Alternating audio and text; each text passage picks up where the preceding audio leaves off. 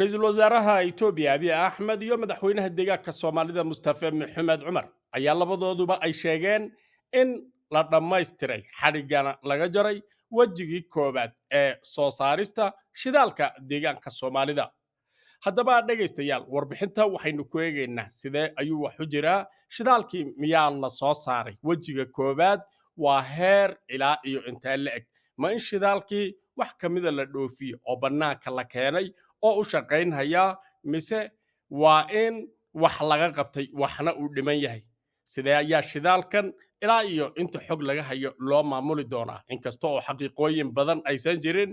Abiy Ahmedna uu waxyaabo aad u badan ka hadlay, xataa isaga oo yidhaahday boqolkii sane ee lasoo dhaafay deegaanka Soomaalida lama gelinin 10 bilyan oo dollar. Waa markii ugu horreysay ee la gelinhayo maalgashi iyo horumarin dhab ah sida uu sheegay.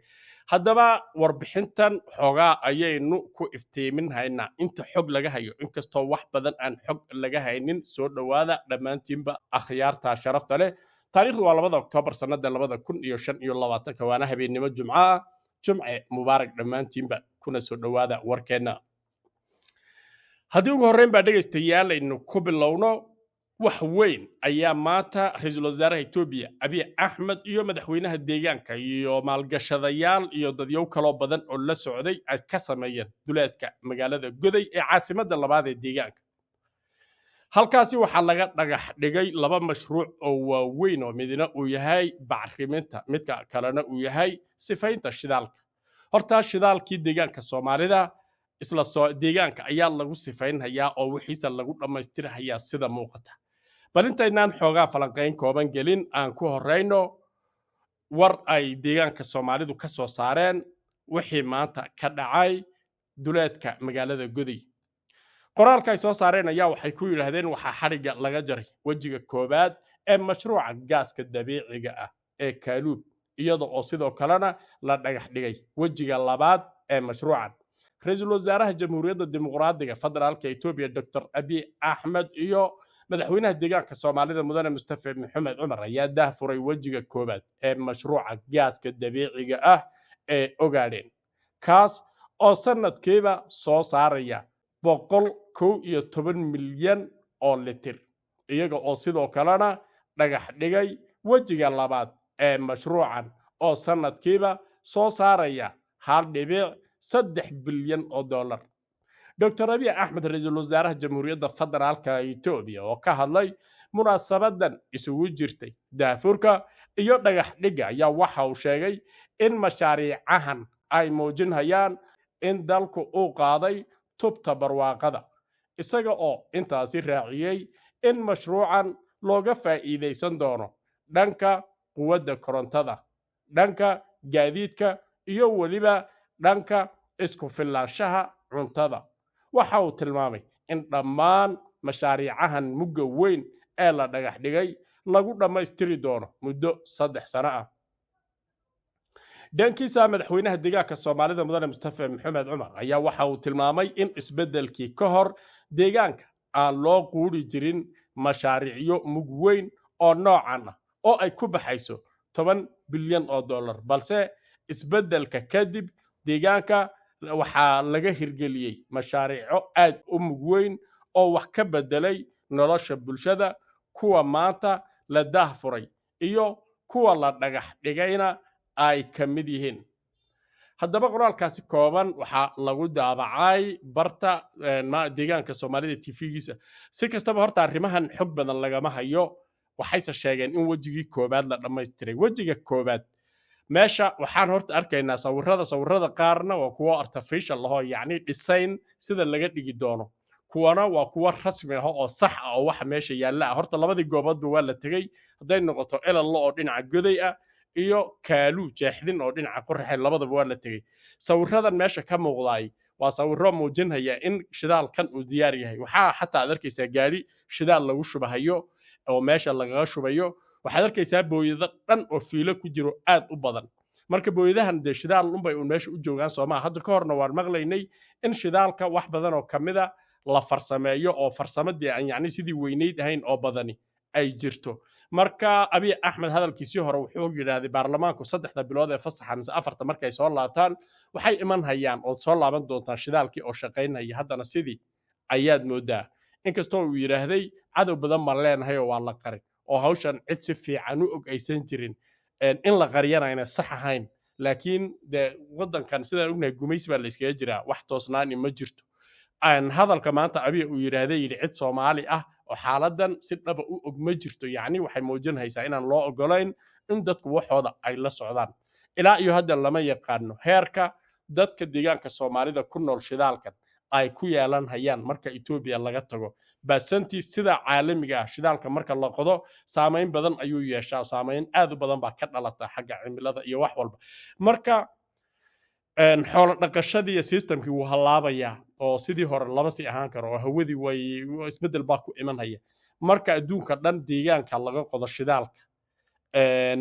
baasanti gaar ah ayaa ay leeyihiin oo weliba badan gobollada uu kasii tirsan yahay sida deegaanka noqon hayana baasanti dalka guudna baasanti marka si loo kala leeyahay oo ilaa iyo hadda cad ma jirto waana sababta wax loo qarinhayo abiy axmed wuxuu sheegay in deegaanka soomaalida aan weligii boqolkii sane ee lasoo dhaafay aan 10 bilyan oo dollar la gelin haddana maanta keliya 10 bilyan ku dhowaad aan dhagax dhignay inkastoo dhagax dhiggu uusan ahayn xarig jar iyo wax la qabtay oo de wax ka iman doona inuu abiy sii joogi doono xataa aan la aqoonin intaasoo jabhadoodii intaasoo adduunaa la joogaa oo xataa geeridii baa iska iman karta dhagax dhiggu marka ma ah wax la qabtay laakiin waa hindisahaasi siduu noqon lama yaqaan balse arrintan meesha si ka muuqata sida saxda shidaalkan horta waa diyaar waa la soo saaray booyadaha lagu shubaa baabuurta lagu shubaa qaybo kala duwanna waa uu leeyahay sida loo isticmaalo iyo wixiisoo dhan cilmi oo ma leh dad soomaaliyeed xataa inayna ka shaqayn ayaan filahayaa xog badan lagama hayo laakiin xagga diyaar ahaanshaha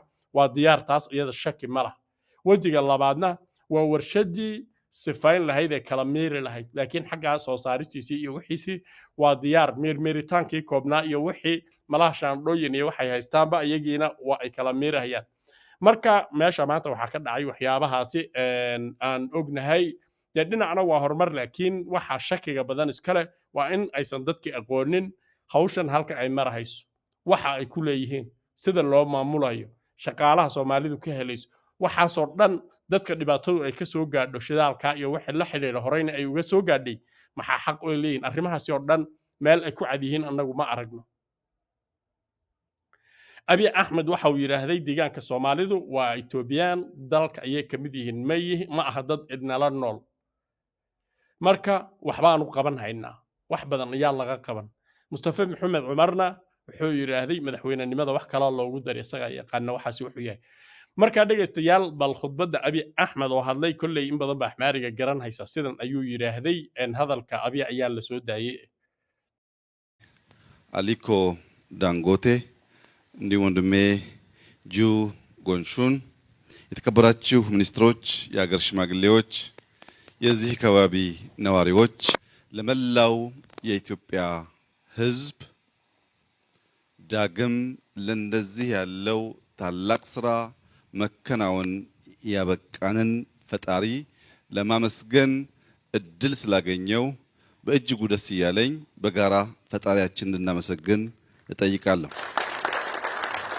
ለክልሉ ርዕሰ መስተዳድርና ለሚኒስትሮች ማሳሰብ የምፈልገው አንድ ጉዳይ አለ። የሀገራችን ሽማግሌዎች በደስታና በሳቅ ቀን ጥንቃቄ አድርጉ ይላሉ። በሐዘንና በለቅሶ ቀን ፈጣሪያችሁን የማመስገን የመጠየቅ የመማፀን ልምምድ በሰው ልጅ ተፈጥሮ ውስጥ አለ። ደስታ፣ ስኬት፣ ሳቅ ግን ከመሬት መርገጥ የሚያንሳፍፍ ወደ ላይ ስናንጋጥጥም ለማመስገን ሳይሆን ለመንጠራራት ስለሚያደርግ ዛሬ ታላቅ መከናወን፣ ታላቅ ደስታ፣ ታላቅ ሳቅ ቢሆንም ከመሬት እግራችንን ሳንለቅ ደስታችንን በልክ አድርገን ለነገ ስራችን አዳዲስ ጉልበት ታጥቀን አሁንም እንደ ትናንቱ ፈጣሪያችንን እያመሰገን ከመሄድ እንዳትቦዝኑ አደራ ልላችሁ ፈልጋለሁ። ምክንያቱም በትጋት በስራ እናንሰራራለን፣ በውጤቱም እናበራለን። የማንሰራራት ዘመናችን ጀምሯል፣ የብርሃን ዘመናችን ጀምሯል ያልንበት ዋናው ምክንያት ከጥቂት ሳምንታት በፊት በአፍሪካ ግዙፍ የሆነውን 5000 ሜጋዋት የሚያመነጨውን ግድብ ማጠናቀቃችን ይታወሳል። ዛሬ በዚህ ስፍራ 1000 ሜጋዋት ኢነርጂ የሚያመርት በማምረት አቅሙ የህዳሴን ግማሽ የሚሆን በሜጋዋት ሳይሆን በኢነርጂ ማምረት አቅሙ የህዳሴን ግማሽ ያክል ኢነርጂ የሚያመርት የጋዝ ኢነርጂ ማምረቻ ነው። ግማሽ ያህል ሲባል ሰዎች ግራ እንዳይጋቡ፣ በውሃ ኢነርጂ የሚያመርቱ ግድቦች ቢበዛ እስከ 30% ነው ኢነርጂ የሚያመርቱት። ነገር ግን በጋዝ ሲሆን እስከ 90% ከፍ ይላል።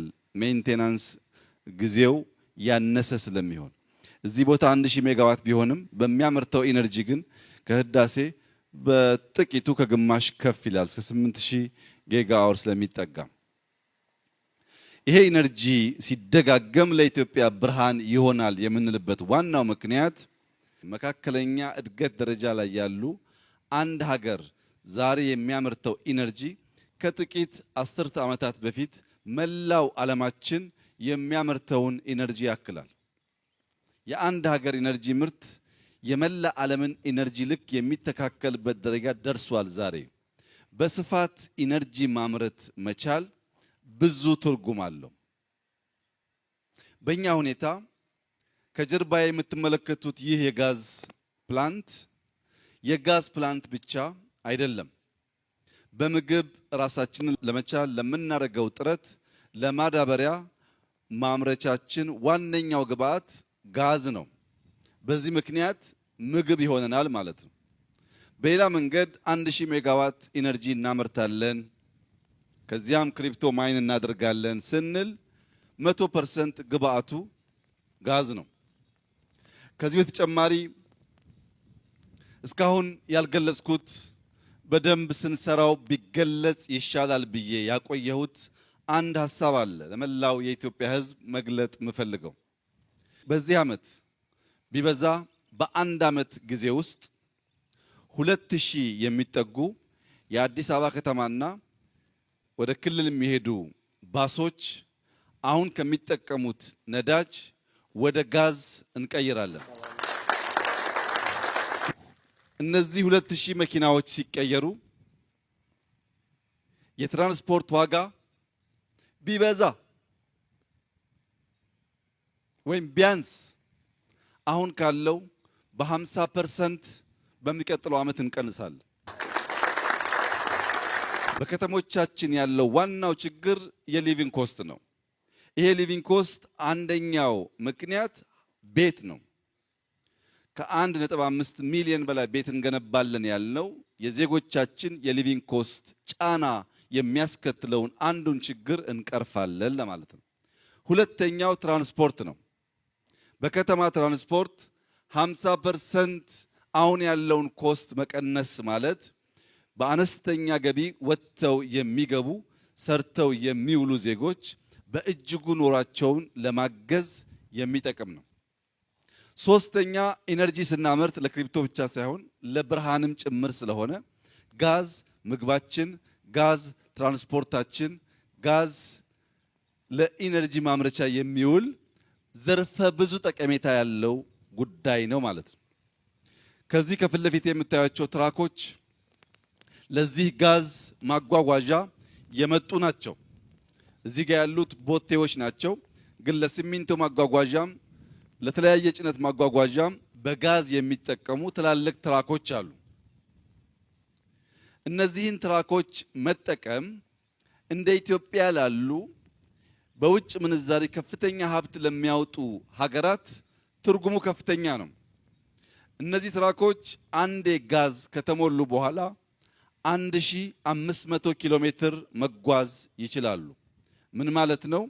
አንድ ትራክ አዲስ አበባ ላይ ጋዝ ተሞልቶ የሚጭነውን ጭነት ጭኖ ጅቡቲ ደርሶ አራግፎ ከጅቡቲ መልሶ ጭኖ አዲስ አበባ እስኪደርስ ሌላ ማደያ አያስፈልገውም ማለት ነው።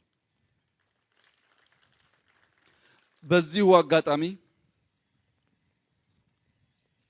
ትላልቅ መኪና ትራክ ወደ ኢትዮጵያ እስካሁን ስታስገቡ የነበራችሁ ዜጎች ከዛሬ ጀምሮ ልክ ለትናንሽ መኪና ከኢቪ ካር ኤሌክትሪክ ካር ውጪ ማስገባት ታግዶ እንደቆየው ከዛሬ ጀምሮ ነዳጅ የሚጠቀሙ ማንኛውም ትራክ ወደ ኢትዮጵያ ማስገባት የተከለከለ ነው።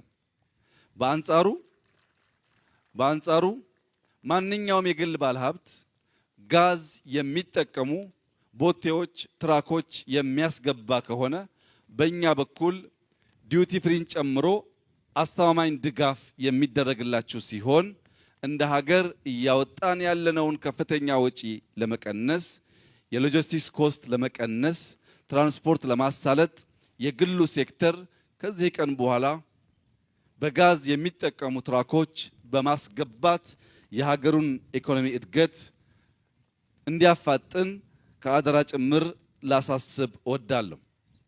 ሁላችሁም እንደምታውቁት የ1 ኪሎ ሜትር መጨረሻ የ2ኛ ኪሎ ሜትር መጀመሪያ ነው። 1ኛውን ኪሎ ሜትር ባለፈው ወር አገባደናል። 2ኛውን ኪሎ ሜትር ዛሬ ጀምረናል። በእርግጠኝነት ለኢትዮጵያ ሕዝብ ማረጋገጥ የምወደው ዛሬ ያየናቸው ፕሮጀክቶች 3 ዓመት ባልበለጠ ጊዜ ውስጥ ፈጽመን እንደተለመደው ሪቫን እንቆርጣለን። ትናንሽ ችግሮች በትናንሽ መፍትሄዎች መፍታት ችግሩን ከመሰረቱ አይቀርፈውም። ትናንሽ ችግሮች በትናንሽ መፍትሄ መፍታት ማለት ችግሩን መከተል ማለት ነው። በመደመር መንግስት በግልጽ እንዳስቀመጥ ነው ትናንሹን ችግር በትላልቅ መፍትሄ መፍታት ሊፕሮግ ማድረግ ነው፣ መዝለል ነው። ችግርን መከተል ሳይሆን ችግር እንዳይከተለን ማድረግ ነው። ለዚህም ነው ከሁለተኛው ዓለም ጦርነት በኋላ ራሻ ብዙ ችግር ባለበት ጊዜ የኒውክሌር ቴክኖሎጂ የጀመረችው። ለዚህም ነው ቻይና በ1949 ከኮሚንታንግ ነፃ ከወጣች በኋላ በማኦ የሚመራው የቻይና አዲሱ መንግስት 2 ዓመት ባልሞላ ጊዜ ውስጥ የኒውክሌር ቴክኖሎጂ የስፔስ ቴክኖሎጂ የጀመረው። በወቅቱ ቻይና ራሷን መመገብ ችላ ሳይሆን ለትናንሽ ችግሮች ትናንሽ መፍትሄ ከችግር ጋር እየተጋፉ በጎን ለጎን መጓዝ ስለሚያስከትል ለትናንሽ ችግር ዘለግ ያለውን ትልቅ መፍትሄ መስጠት ችግሩ እንዳይከተለን ስለሚያደርግ ኢትዮጵያ በዚህ ወር በጀመረቻቸው ሜጋ ፕሮጀክቶች ለትናንሽ ችግሮች ትናንሽ መፍትሄ መስጠት ሳይሆን መዝለል ሊፍሮግ ማድረግና ችግሮች በርቀት እንዲከተሉን የሚያደርግ ነው። ይህም ማለት 130 ሚሊዮን ሕዝብ ያላት ኢትዮጵያ በአፍሪካ 2ኛ ፖፑሌሽን ያላት ኢትዮጵያ በትናንትናው መንገድ ተንፏቃ ችግሯን መቅረፍና የበለጸገች ሀገር መሆን አትችልም። ቀደም ሲል እንደሰማችሁት በ1920 በኢሮፒያን አቆጣጠር የዛሬ 105 ዓመት ነበር ለመጀመሪያ ጊዜ የአሜሪካ ኩባንያ ኢትዮጵያ ውስጥ ነዳጅ ያለ እንደሆነ በሚል መለስተኛ ጥናት የጀመረው።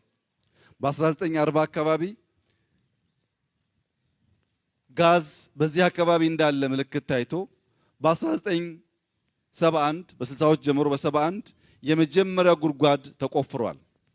አጠቃላይ ይህ ጊዜ ስትወስዱት የመጀመሪያው ጉድጓድ ከተቆፈረ 50 በላይ ዓመት ሆኖታል። ጥናት ከጀመርን ኦልሞስት 105 ዓመት ነው። ዛሬ በጋዝ በነዳጅ ዓለም ላይ የበለጸጉ የዜጎቻቸውን ሕይወት የቀየሩ የሀገራቸውን መልክና ገጽታ የቀየሩ ወደ ብልጽግና ማማ የተቀላቀሉ ሀገራት በሙሉ በዚሁ ጊዜ ነበረ ጋዝ ነዳጅ የሚመለከት ምርምር፣ ጥናት፣ ጉድጓድ ቁፋሮ ያደረጉት። እኛ በእጅጉ ስላንቀላፋን እኛ ካላፈረስን በቀር መለወጥ ስለማንችል አንዱ ሲሄድ አንዱ ሲያፈርስ 50 ምናምን ዓመት የተቆፈረ ጉድጓድ አውጥተን ሀብት ማድረግ ሳንችል ቆይተናል።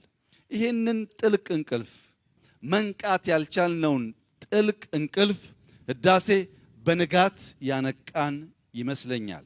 አሁን ኢትዮጵያውያን ነቅተናል። ለትናንሹ ችግር ትናንሽ መፍትሄ አንሰጥም። ለትላልቁ ችግር ተሰናስለን በመስራት የኢትዮጵያን ብልጽግና እውን ማድረግ ከእያንዳንዱ ዜጋ እንዲሁም ሀገር ወዳድ ኢትዮጵያን ወዳጅ ከሆኑ ሌላ ዜጎች ጭምር የሚጠበቅ ተግባር ነው። የኢትዮጵያ ብልጽግና ለሁሉም የኛ ጎረቤቶች በእጅጉ ያግዛል። በዚህ መልክ ከቀጠል ኢትዮጵያ በልጽጋ የምትራብ ሰላም የምታጣ ሶማሊያ፣ የምትራብ ሰላም የምታጣ ጅቡቲ፣ የምትራብ ሰላም የምታጣ ኤርትራ፣ የምትራብ ሰላም የምታጣ ሱዳን ሳትሆን በጋራ የምንበለጽግ ስለሚያደርገን በጀመርነው ትላልቅ ነገር የማሰብ ትላልቅ ነገር የመጀመር በፍጥነት የመጨረስና ውጤት የማስገኘት ልምምዳችን የኢትዮጵያን ብልጽግና በጋራ እንድናሳካ በታላቅ ትህትና ለኢትዮጵያውያንና ለመላው የኢስት አፍሪካ ዜጎች ጥሪዬን ማቅረብ እፈልጋለሁ። እኛ ከጅምሩ እንደምናሳካ እናምናለን። ከጅምሩ ማሳካት እንደምንችል ብቻ ሳይሆን ፈጣሪያችን እንደሚያግዘን እናምናለን። ዛሬ ለማያምኑ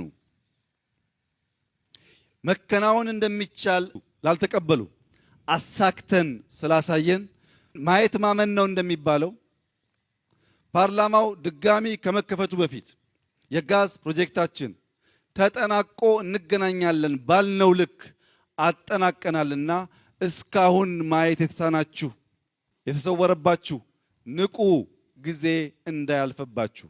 እኛን ማንም ሊያቆመን አይችልም። የኢትዮጵያን ብልጽግና እናረጋግጣለን። የኢትዮጵያን የወደብ ባለቤትነት እናረጋግጣለን። የኢትዮጵያን ልማት እናረጋግጣለን። የምንናገረው ለመፈጸም ነው። የምናስቀድመው ሰላም ነው። የምንፈልገው በትጋት በስራ ነው። ሁሉ ፍላጎቶቻችን የሚሳኩት በኢትዮጵያውያን የተደመረ ጥረትና ትጋት እንጂ በልመና አይደለም። ማንም ዓለም ለኛ የሚገባንን በራሱ ፍቃድ አይሰጠንም። በእኛ ጥያቄና ትጋት በእኛ የተደመረ እና የታቀደ ስራ የሚፈጸም ይሆናል። ካልነው ከጀመርነው የሚያስቀረን አንዳች ጉልበት የለም። የኢትዮጵያ ብልጽግና ይረጋገጣል። የሚለምን የሚቸገር የሶማሌ ክልል አይኖርም። በአንጻሩ ጎረቤቶች የሚያግዝ የሶማሌ ክልል እንዲኖር በከፍተኛ ትብብርና ትጋት አብረን እንድንሰራ ይህንን ፕሮጀክት እንድትጠብቁት የኢትዮጵያን ብልጽግና ለማረጋገጥ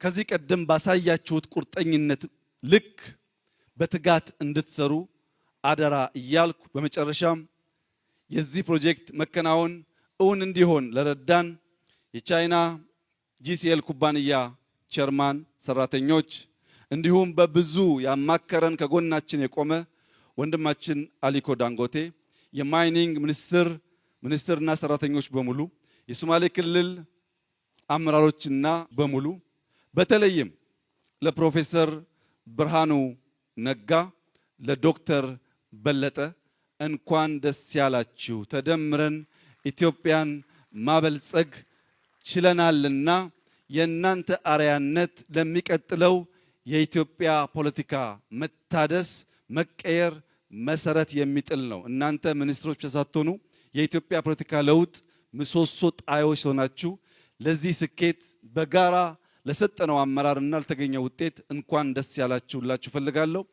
ለመላው የኢትዮጵያ ሕዝብ